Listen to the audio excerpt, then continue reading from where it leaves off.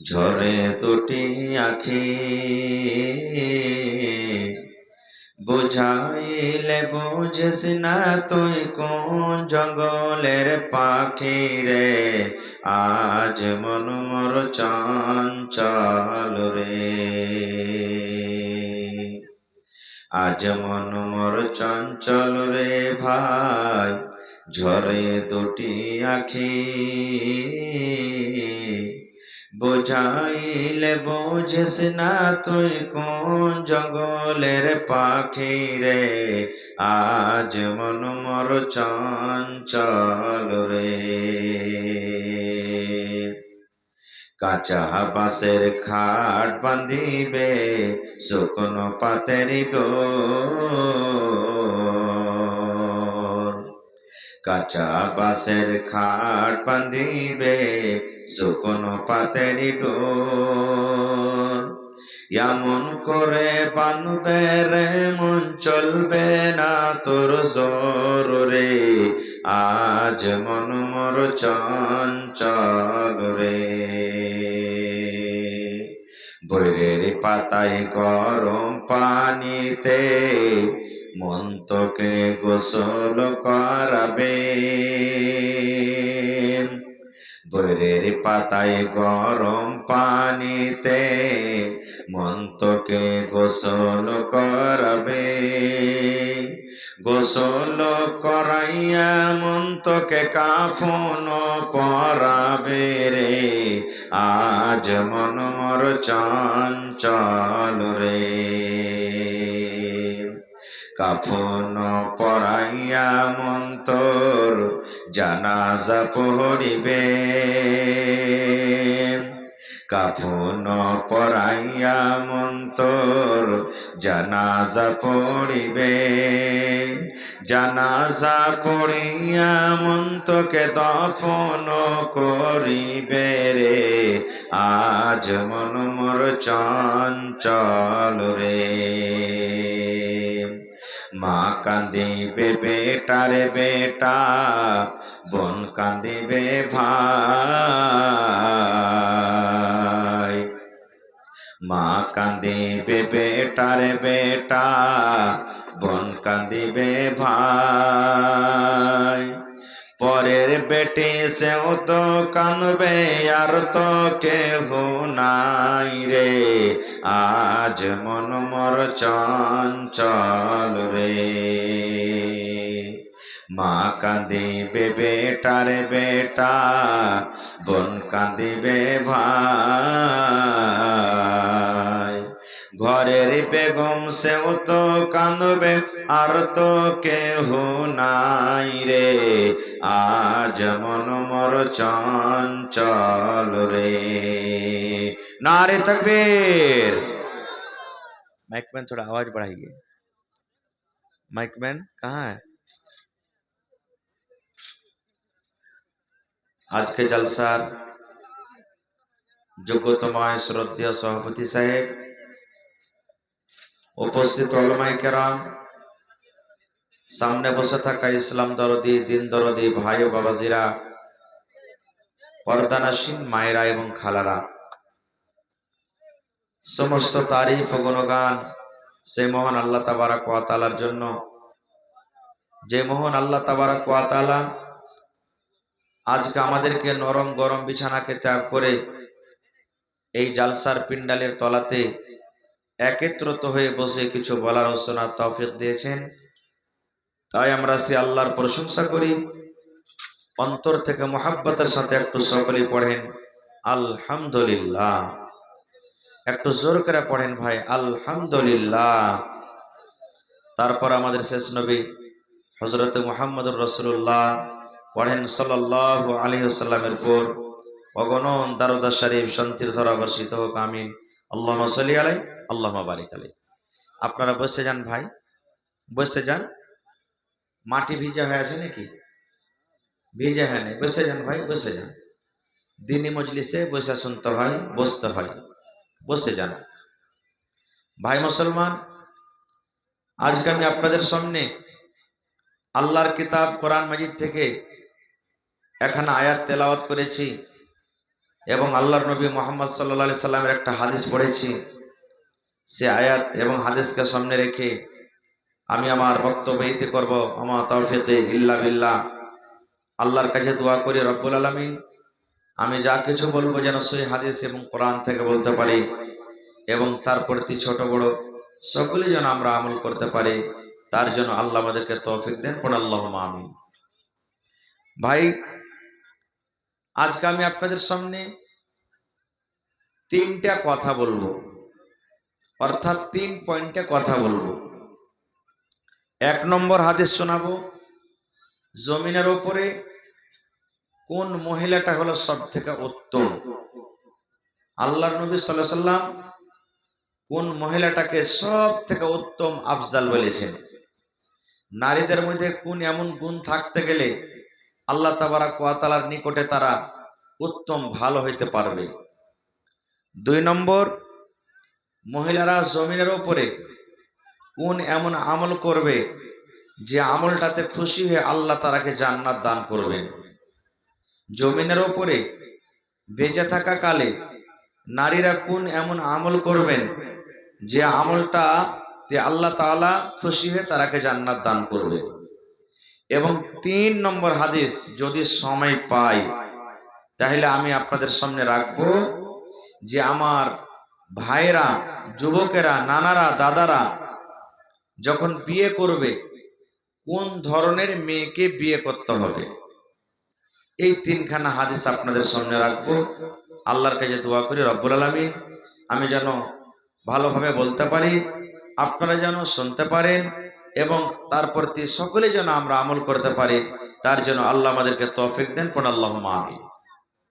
ভাই মুসলমান, আল্লাহ তাবারাক ওয়া তাআলা নর এবং নারীকে সৃষ্টি করেছেন। দুনিয়াতে আল্লাহ তাবারাক ওয়া তাআলা 4 প্রকারের মানুষ তৈরি করেছেন। 1 প্রকারের মানুষ আল্লাহ সৃষ্টি করেছেন যার বাপও নাই মাও নাই, সেটা হলেন কি হযরত আদম আলাইহিস সালাম। 1 প্রকারের আল্লাহ মানুষ তৈরি করেছেন বাপ আছে মা নেই, সেটা হলেন কি মা হাওয়া আলাইহাস সালাম। कादिर, आप केरला कादिर, आप जहाँ कहीं भी हैं स्टेज के पास आइए। तो 3 প্রকারের আল্লাহ তাবারাক ওয়া তাআলা মানুষ তৈরি করেছেন যে মা আছে বাপ নাই, সেটা হলো কি হযরত ঈসা আলাইহিস সালাম। আর 4 প্রকার হলাম আমরা, যে আমাদের মাও আছেন বাবাও আছেন। ভাই মুসলমান, তাহলে মানুষের জীবনে একটা স্ত্রীর জন্য পুরুষের দরকার আছে, একটা পুরুষের জন্য স্ত্রীর দরকার আছে। এক অপরের সাথে মিলে মানুষ জীবনটা কাটি আমরা। একটা যদি পুরুষ বলে আমি স্ত্রী বিনা জীবনটা কাটিয়ে দেব, যদিও কাটে তো কষ্টতে কাটবে। একটা স্ত্রী যদি বলে আমি পুরুষ বিনা আমার জীবনটাকে কাটিয়ে দিব, কাটতে পারে, হয়তো কাটবে, কিন্তু কষ্টতে কাটবে। ভাই আমার, এ আমার মায়েরা, খালারা, দিদিরা, তাহলে শুনেন, আল্লাহর নবীর জামানাতে একজন সাহাবী আল্লাহর নবীকে প্রশ্ন করে দিলেন। আজকে যেমন শরীয়তের কোনো কথা আমরা না জানি, শরীয়তের কোনো কথা না বুঝি, আমরা যারা জানে তাদেরকে জিজ্ঞাসা করি, কোনো মৌলানাকে জিজ্ঞাসা করি, কোনো দিনদার ভাইরাকে জিজ্ঞাসা করি। এই মতো আল্লাহর নবীর জামানাতে একজন মহিলা বা একজন সাহাবী আল্লাহর রাসূলকে প্রশ্ন করেছেন। কি প্রশ্ন করছেন? আইয়ুন নিসাই খায়র।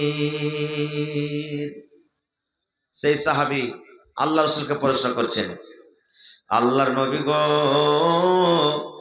জমিনের উপরে আকাশের তলাতে কোন মহিলাটা ভালো, কোন মহিলাটা হলো উত্তম, কোন মহিলাটা হলো ভালো, মহিলারা কোন এমন আমল করবে, মহিলারা কোন এমন নেকি করবে, সে আমলটার কারণে আল্লাহ তাবারাক ওয়া তাআলা তাদেরকে ভালোবাসবেন।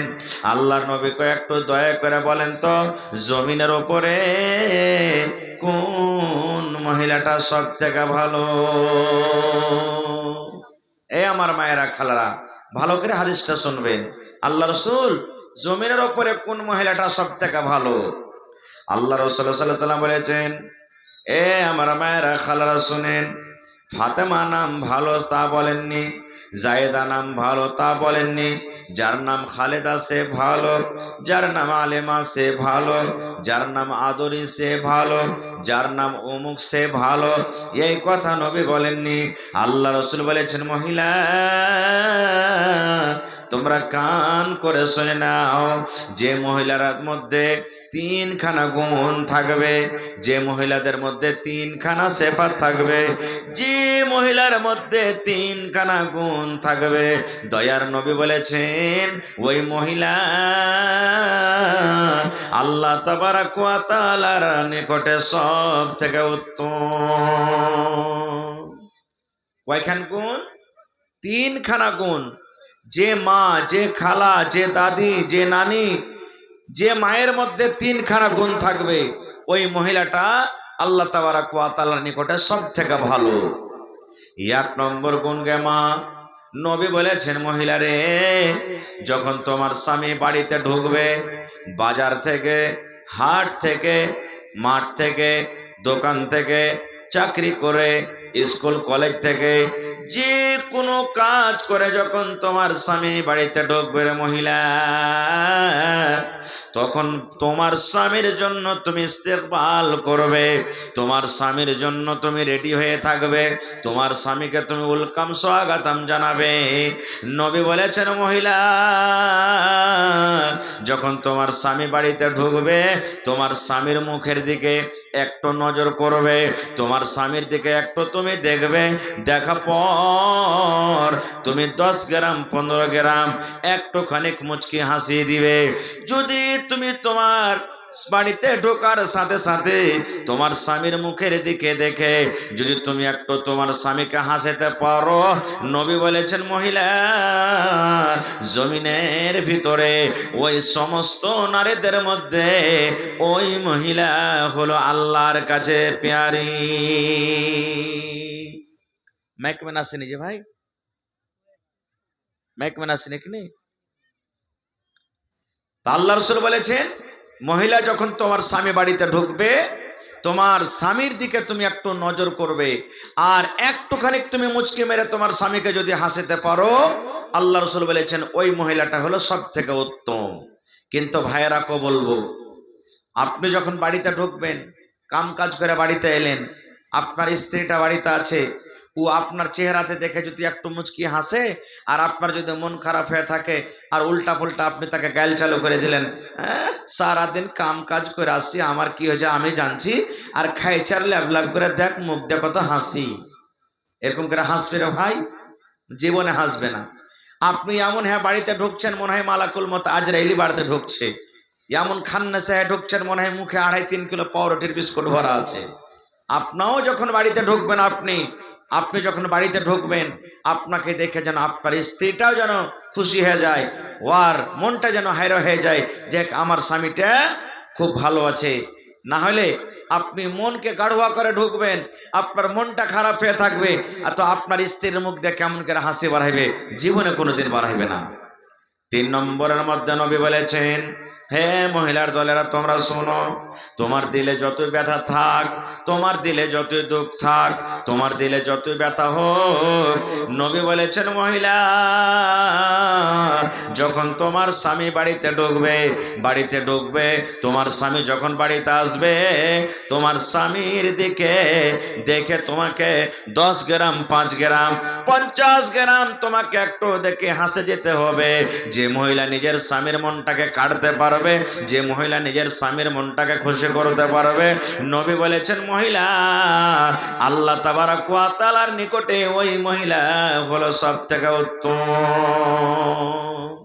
যতই ব্যথা থাক দিলে, একটা করে উদাহরণ দেব ভাই, আমি বেশি কথাকে লম্বা করব না। খুব কেমন ভাবে আমার মায়েরা খালারাকে নিজের স্বামীকে খুশি করতে হবে, কেমন ভাবে স্বামীরকে ইস্তেকবাল করতে হবে, আমার মায়েরা খালারা নিজের স্বামীর সাথে কিভাবে জীবন যাপন করবে, একটা সহিহ হাদিস বুখারী শরীফের হাদিস আপনাদের সামনে তুলে ধরছি। ভাইরা মায়েরা ভালো করে শুনবেন। আল্লাহর নবী একদিন মসজিদে বসে আছেন। আজকে যেমন জালসা শুনতে এসেছেন আপনারা, সাহাবায়ে কেরাম মসজিদে বসে আছেন। এবার নবীজি সাহাবীদেরকে বললেন, হাগো অমুক জায়গাতে লড়াইতে, জিহাদে বা দাওয়াতের কাজে, দিনের কাজে যেতে হবে, তাবলীগের কাজে, তো তোমরা কে কে যাবে বাবা বলো তো। তো একজন সাহাবী বলছেন, হুজুর আমি যাব, আমার নাম লেখেন। আরেকজন সাহাবী বলছেন, হুজুর আমার নাম লেখেন।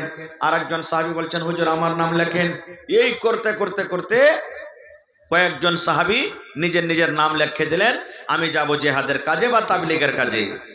এবার সমস্ত লোকের যখন নাম লেখা হয়ে গেল, তখন নবীজি সাহাবীদেরকে বললেন, রে আমার সাহাবীর দল, তোমরা নিজের নিজের বাড়িতে চলে যাও, তোমরা নিজের মায়ের সাথে দেখা করো, নিজের আব্বার সাথে দেখা করো, বিবির সাথে তোমরা দেখা করো, ছেলে মেয়ের সাথে তোমরা দেখা করো। কারণ আমি নবী জানি না তোমরা লড়াই করতে যাবে, যুদ্ধ করতে যাবে, তোমরা লড়াইয়ের ময়দান থেকে আর করতে পারবে কি পারবে না, যুদ্ধের ময়দান থেকে তোমরা আর করতে পারবে কি পারবে না। এই জন্য সাহাবীরা